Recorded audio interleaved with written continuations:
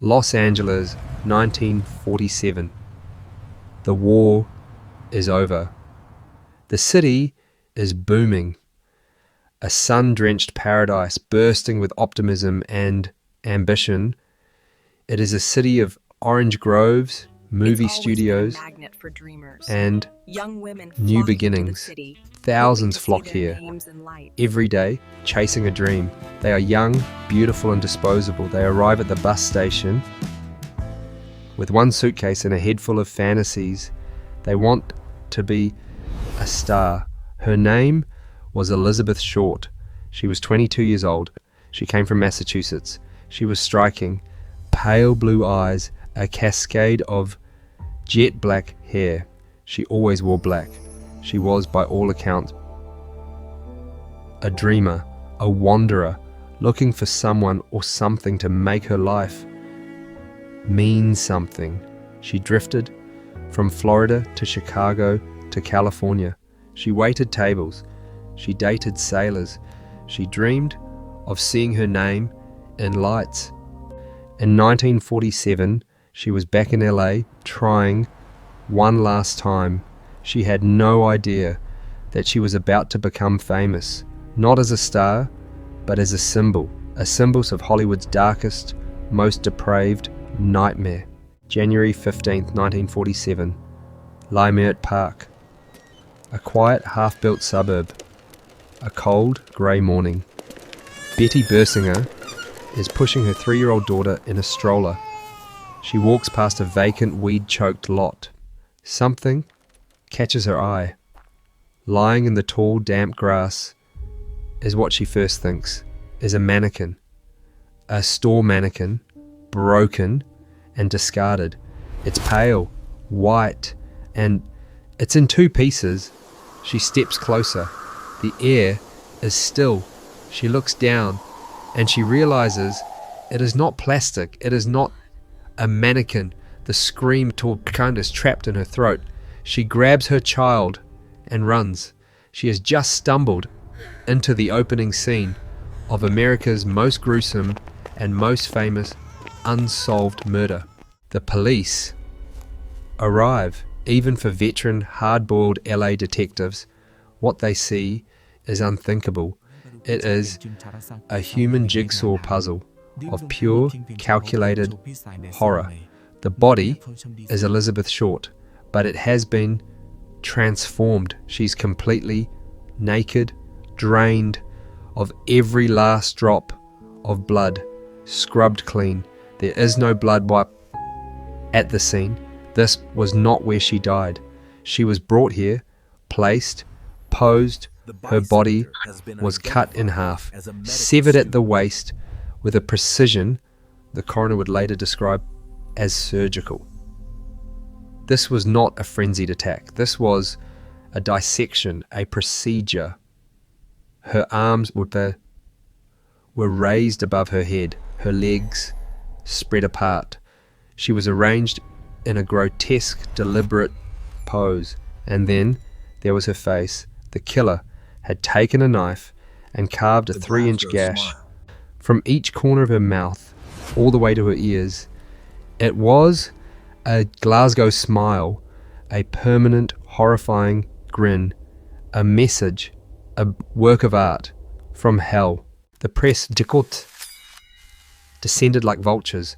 This wasn't just a murder. This was a sensation. The city was terrified and electrified. The newspapers needed a name. Just a few months earlier, a movie called The Blue Dahlia, starring Veronica Lake, was a box office hit. Elizabeth Short, with her black hair and black clothes, was quickly nicknamed the Black Dahlia, and a legend was born. The papers painted her as a femme fatale, a party girl, an adventuress, a temptress who lured men and finally met her match. It was a lie. It was easier to blame the victim. The real Elizabeth Short was more tragic. She was lonely, often penniless. She drifted from apartment to apartment, She hung around diners, making phone calls. She was a small town girl, chewed up and spit out by the very city she had come to conquer. This is the work we do at Visual Case Files. We dig past the headlines and the myths to visualize the truth. The Black Dahlia was not a monster. She was the victim of one. If you believe in seeking justice for the forgotten, subscribe to the channel. The LAPD was overwhelmed. They had the biggest case in their history and no idea where to start. The crime scene had been contaminated. Reporters had literally walked all over it, destroying evidence. The public went into a frenzy. It became a national obsession. And then the confessions started pouring in. Not one, not 10, over 60 people confessed to the murder. Mostly men desperate for a moment in the spotlight. The police wasted thousands of hours chasing down these false leads. The real killer was watching, enjoying the circus, and he was getting bored. He decided it was time to play. 1 week after the body was found, the editor of the Los Angeles Examiner received a phone call. A strange, calm voice said he was the killer. Ati Antumusi. He was going to mail them souvenirs from Elizabeth Short. The next day, a package arrived. Inside was Elizabeth's birth certificate, her social security card, photographs, an address book, with a name torn out. It was her past, her identity in an envelope. But there was a terrifying detail. Every single item had been meticulously wiped clean with gasoline. The killer had erased every single fingerprint. This was not a madman.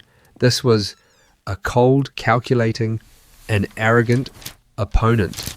And then the letters came, taunting notes sent to the police and the press. They were made from words and letters cut and pasted from newspapers like a ransom note. One was simple. It just said, "Here it is, turning in Wedaway Jan, 29, 10 a.m. Had my fun at police. Black Dahlia Avenger. He never showed up. It was all a game, a terrifying game, and the killer was winning." The police were desperate for a real lead. They found one. Robert Red Manley, a 25-year-old married salesman. He was the last person confirmed to have seen Elizabeth Short alive. He admitted he picked her up in San Diego, drove her to LA. They spent the night in a motel. He insisted they didn't sleep together. He was now just helping her. His story was that he dropped her off on January the 9th, 6 days before she was found, at the Biltmore Hotel downtown. He said she was going to meet her sister. He watched her walk into the grand ornate lobby and he drove away. She was never seen alive again. Manley was the prime suspect. He was grilled for days. He passed 2 polygraph lie detector tests.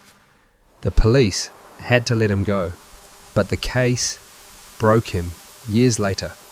He was committed to a mental institution. He would tell doctors, "I'm fine, as long as we don't talk about that."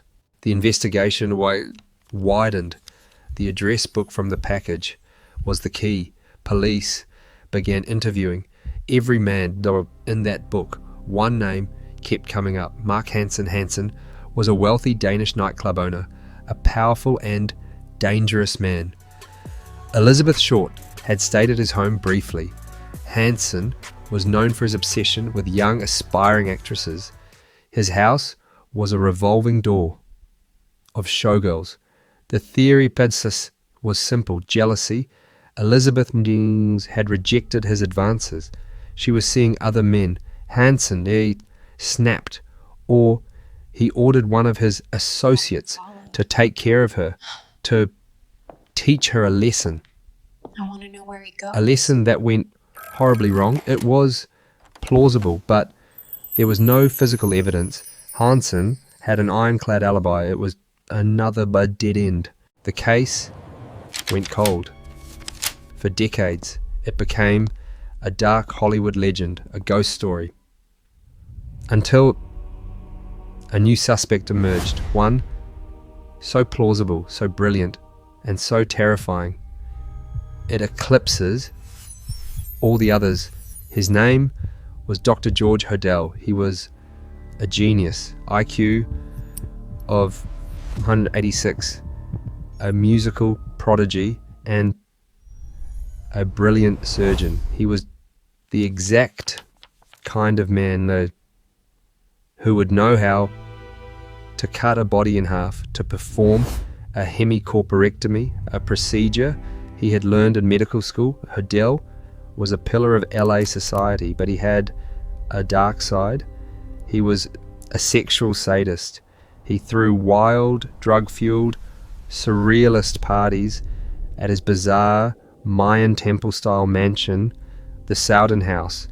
His friends included the artist Man Ray, who had a famous photograph of a woman's severed head with a smile.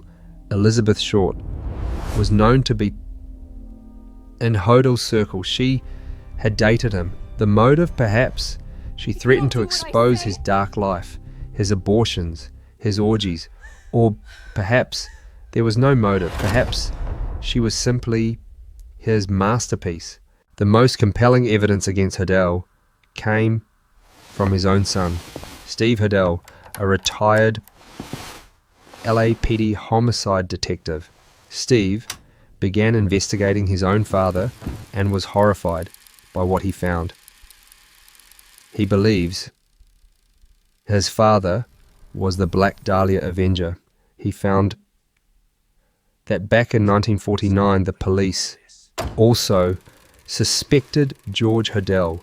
They suspected him so much they bugged his entire house. They were listening.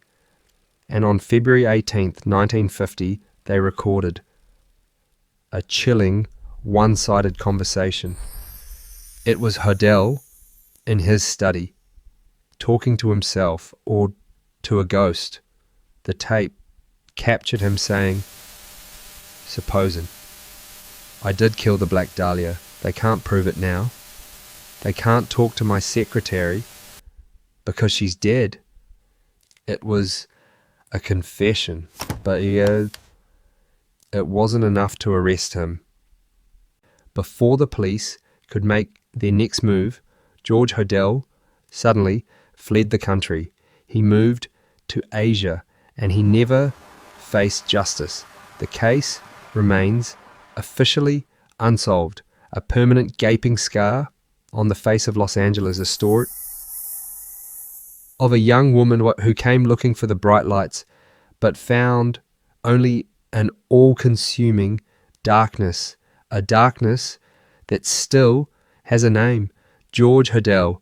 What do you think? Was it the brilliant sadistic surgeon, or is the real killer still just a shadow lost in the city of angels? Let us know in the comments below.